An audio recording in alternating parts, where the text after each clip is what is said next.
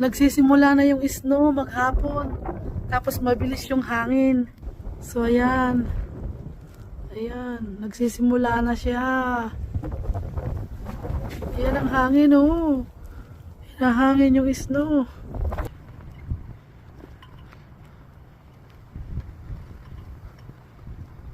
Grabe, napakataas ng sidewalk natin. Hindi malakaran. Nagtanggal muna ako ng snow doon sa dadaanan ng mga guro. Grabing taas ng snow oh. Tapos nang maglinis ang ating kapapa. Taas. Hanggang tuhod mga kamama. Yung snow kahapon. Yun, sa sulok. So, aalisin natin yung mga nasa sulok. Ipasok muna natin yung ating bag.